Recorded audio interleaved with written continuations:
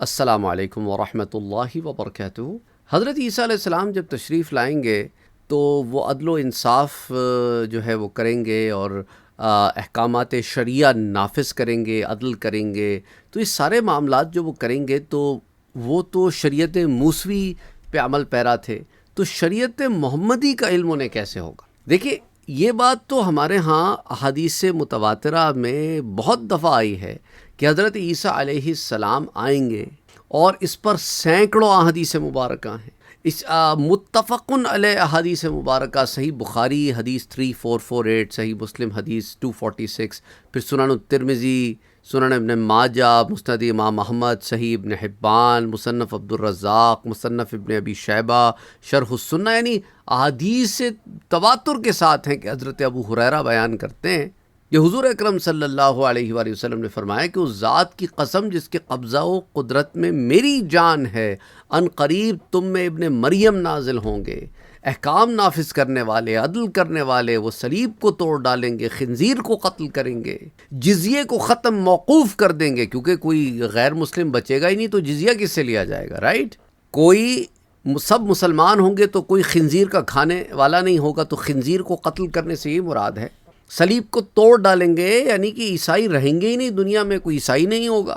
حضرت عیسیٰ علیہ السلام کے آنے کے بعد تو عیسائیت تو پھر ختم ہو جائے گی نا، ان کے سارے کے سارے جو انہوں نے چیزیں گھڑی ہیں وہ تو ختم ہو جائیں گی، اور وہ اس قدر مال خرچ کریں گے، اس قدر مال خرچ کریں گے۔ ایک اکنامک سسٹم جو ان کے زمانے میں سامنے آئے گا، اس کے اندر اتنا مال ہوگا سب کے پاس کہ کوئی قبول کرنے والا نہ ہوگا، حتیٰ کہ ایک سجدہ کرنا دنیا اور اس کی ہر شے سے بہتر ہوگا۔ اور پھر اس کے بعد فرمایا حضور صلی اللہ علیہ وآلہ وسلم نے، جو تم چاہو تو قرآن کی آیہ پڑھ لو، آیہ مبارکہ پڑھ لو کہ وَإِن مِّنْ أَهْلِ الْكِتَابِ، کہ اہل کتاب میں سے ہر شخص حضرت عیسیٰ کی موت سے پہلے ان پر ایمان لے آئے گا، إِلَّا لِيُؤْمِنَنَّ بِهِ قَبْلَ مَوْتِهِ۔ تو یہودی ہوں، عیسائی ہوں، تو حضرت عیسیٰ علیہ السلام آئیں گے تو یہ بات پوری ہوگی نا قرآن کریم کی جو آیہ مبارکہ ہے، کیونکہ حضرت عیسیٰ علیہ السلام جب آسمانوں میں اٹھائے گئے اس وقت تو کیفیت جدا تھی، یہود آپ کے خلاف تھے، عیسائیت تو وجود میں آئی نہیں تھی۔ تو اب ایسا وقت آئے گا جب عیسیٰ علیہ السلام واپس آئیں گے تو مسلمان تو حضرت عیسیٰ علیہ السلام پر ایمان لائیں گے، لا بھی چکے ہیں۔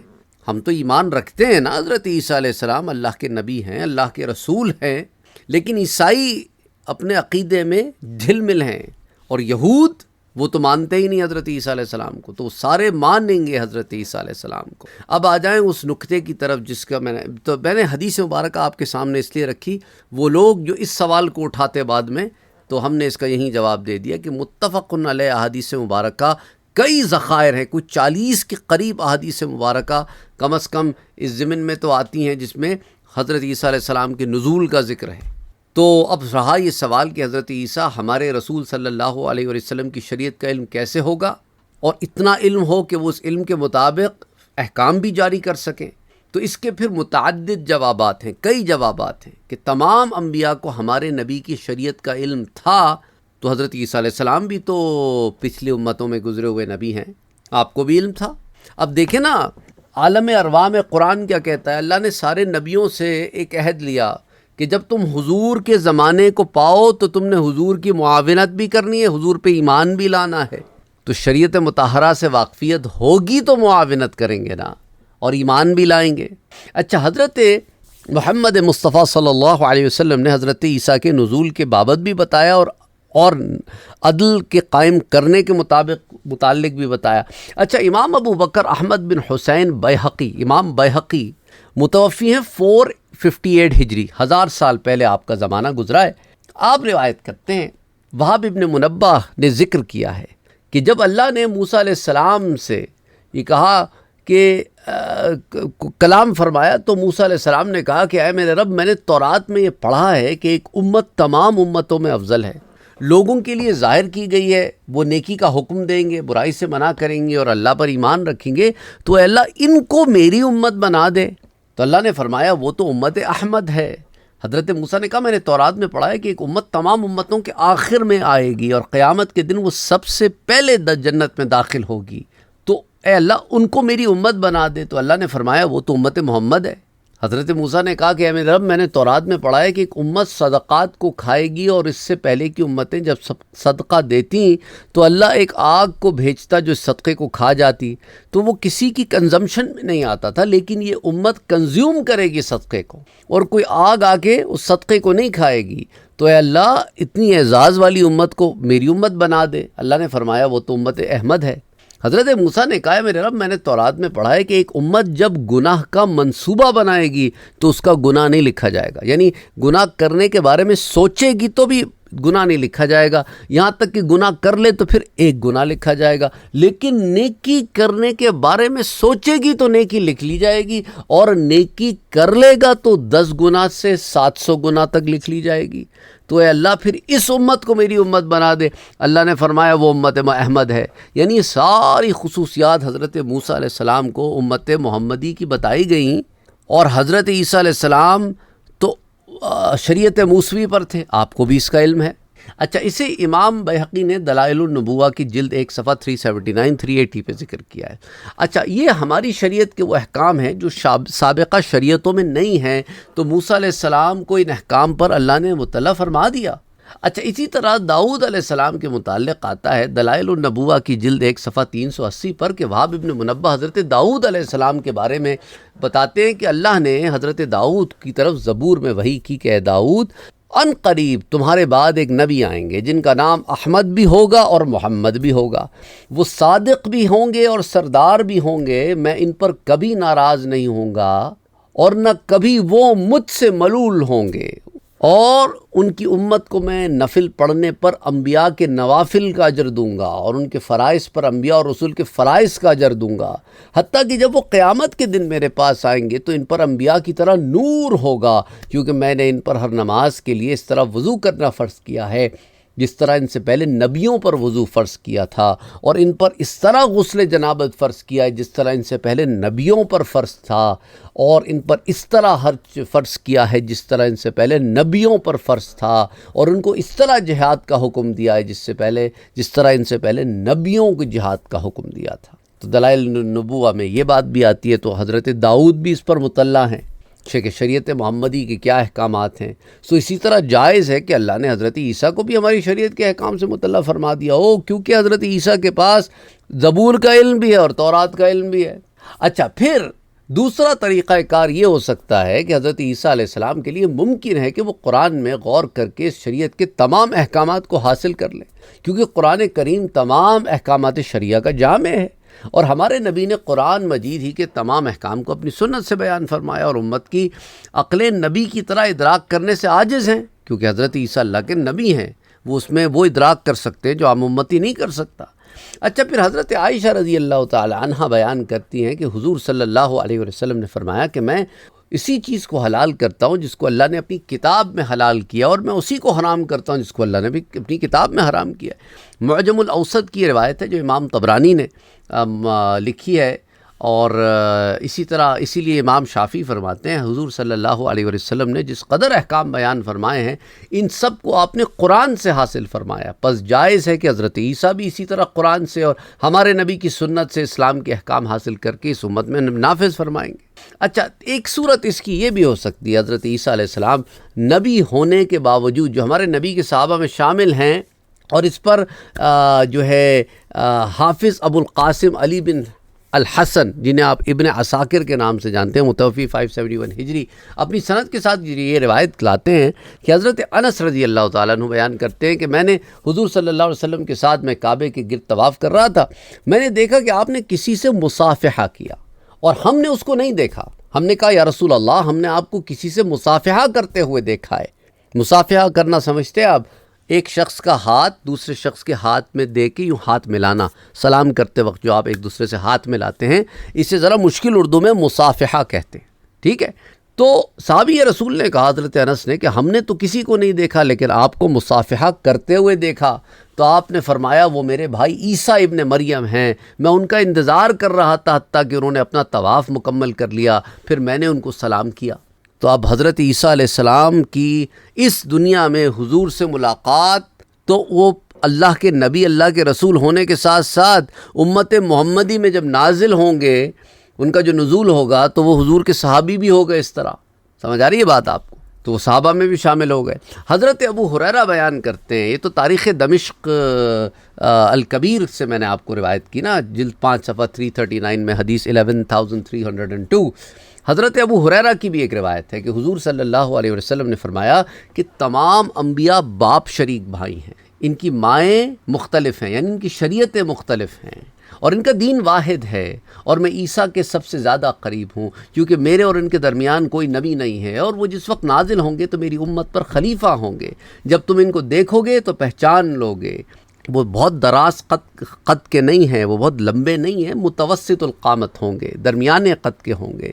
ان کا سرخی مائل رنگ ہوگا، ان کے سر پر پانی نہ بھی ہو تو یوں معلوم ہوگا کہ ان کے سر سے پانی ٹپک رہا ہے.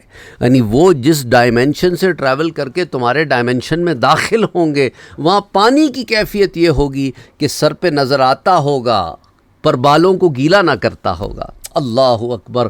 وہ دو پیلے رنگ، زرد رنگ کے کپڑے پہن کر چل رہے ہوں گے. اس پر بھی میں نے شاید پہلے بات کی تھی کہ زردی جو ہے وہ ایک خوشی کی علامت، فتح کی علامت ہے. اور وہ صلیب کو توڑ ڈالیں گے، یعنی کوئی عیسائی نہیں بچے گا. خنزیر کو قتل کر دیں گے، کوئی خنزیر کھانے والا نہ ہوگا، اور مال بہت تقسیم کریں گے. جزیے کو ختم کر دیں گے کیونکہ کوئی کافر ہی نہ ہوگا، اور اسلام کے لیے جنگ کریں گے، حتیٰ کہ ان کے زمانے میں تمام بد مذاہب ختم ہو جائیں گے اور زمین میں امن ہو جائے گا. سب ایک مذہب پر ہوں گے، دین واحد پر ہوں گے، لا الہ الا اللہ محمد رسول اللہ. اور اس کو نافذ کرنے والے حضرت عیسیٰ علیہ السلام ہوں گے. اچھا، پھر مزید برائے اس حدیث میں آتا ہے کہ سیاہ سانپ کے ساتھ اونٹ چریں گے.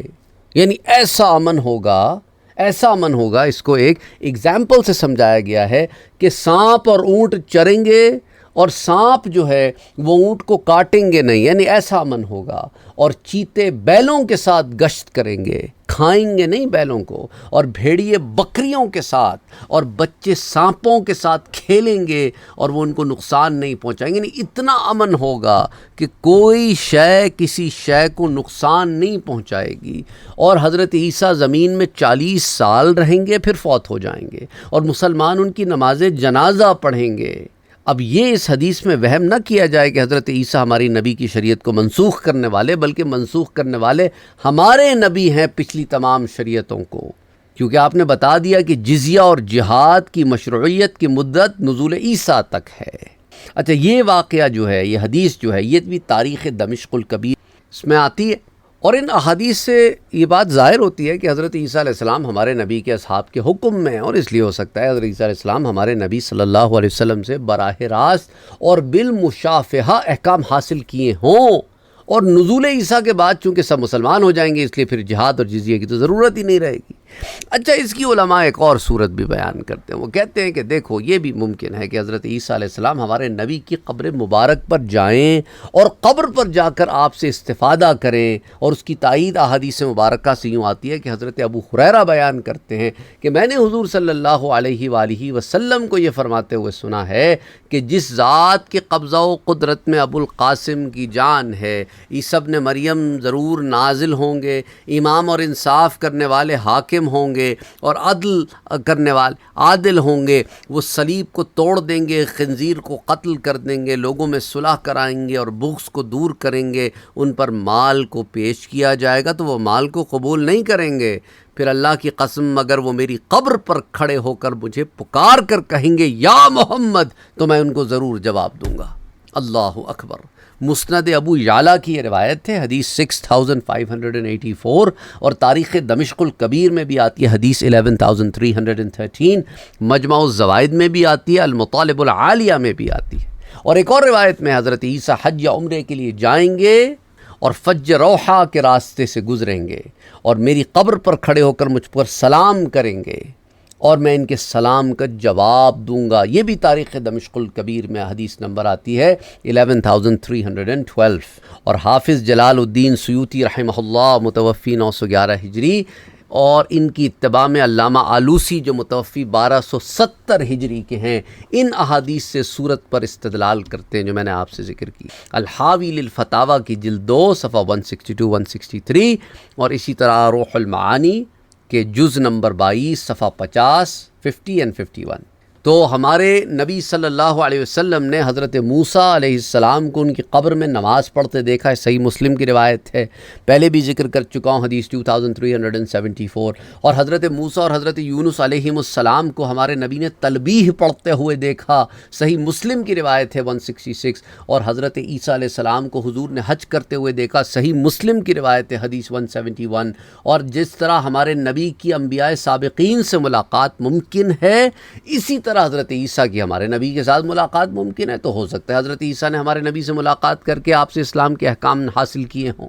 اور حافظ جلال الدین سیوطی رحمہ اللہ نے لکھا ہے کہ امام غزالی، علامہ تاج الدین سبکی، علامہ یافعی، علامہ قرطبی مالکی، اسی طرح علامہ ابن ابی جمرہ اور علامہ ابن الحاج نے مدخل میں یہ تصریح کی ہے کہ اولیاء اللہ نیند اور بیداری میں حضور کی زیارت کرتے ہیں صلی اللہ علیہ وسلم، اور آپ سے استفادہ حاصل کرتے ہیں۔ ایک مرتبہ ایک فقی نے ایک ولی کے سامنے ایک حدیث بیان کی، تو ولی نے کہا یہ حدیث باطل ہے۔ فقی نے کہا آپ کو کیسے علم ہوا؟ ولی نے کہا تمہارے سر کے پاس نبی صلی اللہ علیہ وسلم کھڑے ہوئے فرما رہے ہیں میں نے یہ حدیث نہیں بیان کی، اور اس فقی کو بھی آپ کی زیارت کرا دی۔ سو جب اس امت کے اولیاء کا یہ حال ہے تو سوچو حضرت عیسیٰ علیہ السلام جو روح اللہ ہیں، نبی ہیں، اللہ کے رسول ہیں، اللہ کے اولو العزم من الرسل میں سے، ان کا مرتبہ کیا ہوگا؟ تو وہ حضور کی زیارت سے مستفید بھی ہوں گے اور آپ کی تعلیم سے مستفیض بھی ہوں گے۔ اور یہ بھی الحاوی للفتاویٰ کی جلد 2 صفحہ 163 پر موجود ہے، علامہ سیوطی نے اسے لکھا ہے۔ اور علامہ آلوسی لکھتے ہیں جو متوفی ہیں 1270 ہجری کے، اب سے 200-150 سال پرانا زمانہ ہوگا علامہ آلوسی کا۔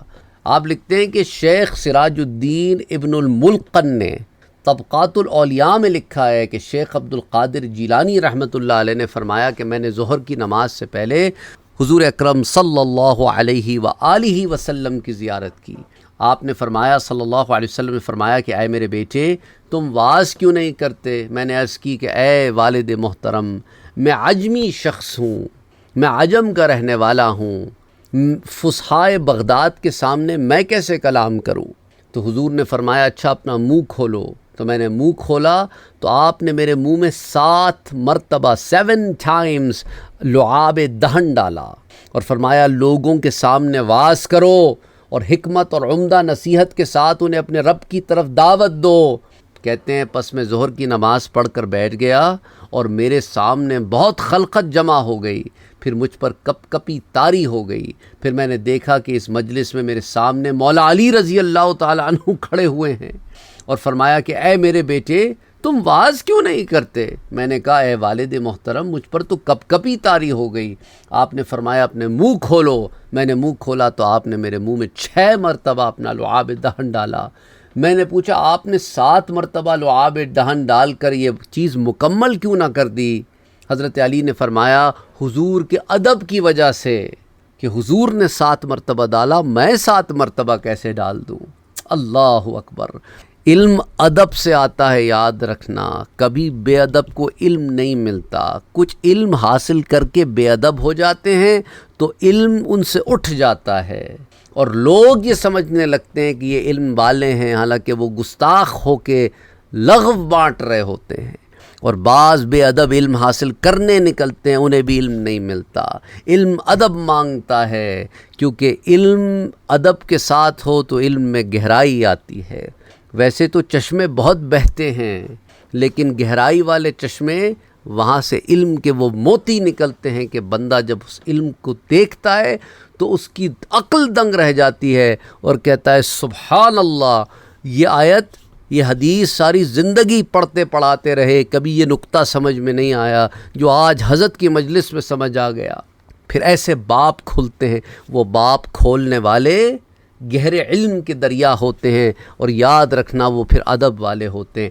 بہرحال آگے چلتے ہیں۔ حضرت علی نے فرمایا کہ حضور کے ادب کی وجہ سے پھر حضرت عبد القادر جیلانی رحمۃ اللہ علیہ فرماتے ہیں کہ پھر مجھ سے حضرت علی غائب ہو گئے۔ پھر جب یوں لگا جیسے علوم و معارف کا ایک عظیم سمندر میرے سینے میں موجزن ہے، اور میں اپنی زبان سے حقائق اور دقائق کے اور جواہر بیان کر رہا ہوں۔ اللہ اکبر۔ اللہ اکبر اللہ اکبر. اور اس کو ہمارے ہاں کے کسی شخص نے نہیں، آپ کہنا یہ تو انڈیا پاکستان کی بات کرتے ہوگے. نہیں، میں علامہ آلوسی کی بات کر رہا ہوں. ان کا انڈیا پاکستان سے کوئی تعلق نہیں ہے. سید محمود آلوسی رحمۃ اللہ علیہ، روح المعانی کے جز نمبر 22 پیج نمبر 51 پہ آپ نے یہ واقعہ لکھا ہے. میں اکثر یہ بات کیوں کرتا ہوں، کیونکہ ہمارے ہاں کچھ ایسے بے ادب گستاخ قسم کے مائنڈ سیٹ کو سننے والے لوگ خود بھی بے ادبی کی راہ پہ ایسے چل پڑے ہیں کہ انہیں لگتا ہے جو ان کی سمجھ میں آ گیا بس اتنا ہی ہے، جو انہوں نے پڑھا ہے اتنا ہی ہے، جو انہوں نے ایکسپیرینس کیا ہے اتنا ہی ہے. وہ خود کو یارڈ سٹک سمجھ کے بیٹھے ہیں، وہ اپنے آپ کو عقل کل سمجھ کے بیٹھے ہیں. وہ سمجھتے ہیں جتنا ان کو آیا ہے اتنا ہی ہے، جو انہوں نے دیکھا ہے اتنا ہی ہے. ارے کتنا علم باہر بہتا ہے جو تمہیں کبھی اس ہوا بھی نہیں لگی اس علم کی، تو کیا وہ علم ہے ہی نہیں؟ عقل کرو، کچھ تو عقل کرو.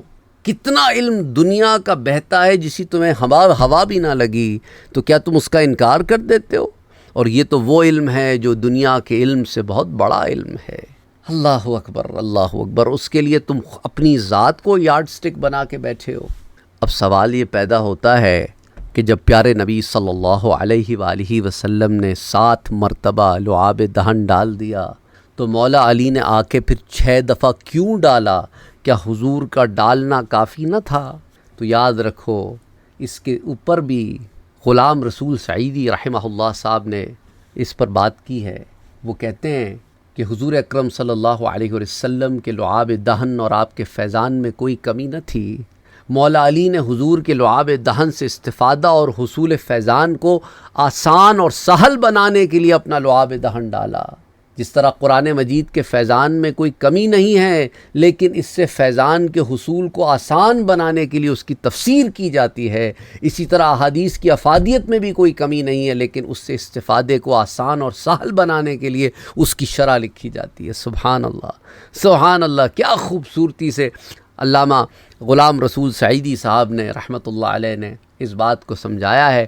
اچھا، علامہ آلوسی آگے بھی کچھ لکھتے ہیں روح المعانی کی اسی جلد کے پیج 51 پر، اور کہتے ہیں کہ اور علامہ سراج الدین ابن ملقن نے لکھا ہے کہ شیخ خلیفہ بن موسیٰ النہر ایک ایسی کیفیت میں کہ کچھ نیند ہے کچھ بیداری ہے، اس میں حضور کی بکثرت زیارت کرتے تھے، اور وہ نیند اور بیداری میں حضور سے بہت فیض بھی حاصل کرتے تھے. انہوں نے ایک رات میں 17 مرتبہ حضور صلی اللہ علیہ وسلم کی زیارت کی. اور ایک مرتبہ آپ نے ان سے فرمایا کہ اے خلیفہ، تم میری زیارت کے لیے اتنے بے قرار نہ ہوا کرو، کیونکہ کتنے اولیاء تو میرے دیدار کی حسرت میں فوت ہو چکے ہیں. سو شیخ تاج الدین بن عطا اللہ نے لطائف المنن میں لکھا ہے کہ ایک شخص نے ابو العباس المرسی سے کہا کہ آپ نے بہت شہروں میں بہت لوگوں سے ملاقات کی ہے، آپ اپنے اس ہاتھ سے میرے ساتھ مصافحہ کر لیں، ہاتھ ملا لیں. تو انہوں نے کہا اللہ کی قسم میں نے اپنے اس ہاتھ سے حضور صلی اللہ علیہ وسلم کے سوا اور کسی سے مصافحہ نہیں کیا. اور انہوں نے کہا کہ اگر میں پلک جھپکنے کی مقدار بھی حضور کو اپنی آنکھوں سے اوجھل پاؤں تو میں اس ساتھ میں خود کو مسلمان شمار نہیں کرتا. اور اس قسم کی عبارات اولیاء کرام سے بہت منقول ہے. یہ نہ سمجھنا کہ شیخ تاج الدین بن عطا اللہ نے جو لکھا ہے نا شیخ ابو العباس المرسی کے متعلق، یہ صرف خاصیت ابو العباس المرسی کی تھی، صرف ایسی بات نہیں ہے. اور اس کو بھی پھر علامہ آلوسی نے روح المعانی کی جز 22 پیج 51 پہ نقل کیا ہے. تو یاد رکھو یہ صرف پاکستان انڈیا کی بات نہیں ہے، اس لیے بار بار کہہ رہا ہوں جہاں جہاں سنی موجود ہیں، جہاں جہاں با ادب موجود ہیں، جہاں جہاں لطائف میں، تصوف میں، روحانیت میں ان چیزوں کے بارے میں علم رکھنے والے، اس پہ عمل کرنے والے، ان راستوں کے سالکین سیر کرنے والے موجود ہیں، یہ علم سے وہ واقف ہیں. چاہے وہ فلسطین کی زمین ہو کہ مصر کی زمین ہو کہ شام کی زمین ہو کہ یا اردن کی زمین ہو یا مغرب کی زمین ہو یا ترکی کی زمین ہو یا ہند کی زمین ہو یا افغانستان کی زمین ہو یا عرب کی زمین ہو، کوئی زمین اٹھا کے دیکھ لو، چاہے امریکہ کی زمین ہو، برطانیہ کی ہو، جو ایمان والے اہل علم اور جن پہ یہ روحانیت کے باب کھل چکے ہوں نا، ان کی باتیں پھر وہ ہوتی ہیں کہ جو بہت ہی لاجیکل چیزوں پر ہی صرف کام کرتے ہیں نا، انہیں جو بات سمجھ میں نہیں آتی اس کا انکار کرنے بیٹھ جاتے ہیں، پھر انہیں یہ باتیں سمجھ میں نہیں آتی۔ میں آپ کو اس بارے میں کچھ اور باتیں بھی بتاؤں گا، لیکن آج نہیں۔ حضرت عیسیٰ علیہ السلام سے متعلق بات کرنی تھی، اور اس بات کو میں ایکسپلین کرنے کے لیے آپ کو اس امت کے اولیاء کا جو حال ہے اس کو میں نے آپ کو بتایا ہے۔ تو سوچو جب امت کے اولیاء کا یہ حال ہے تو اللہ کے نبیوں کا کیا عالم ہوگا۔ اللہم صلی علی محمد وعلی آل محمد۔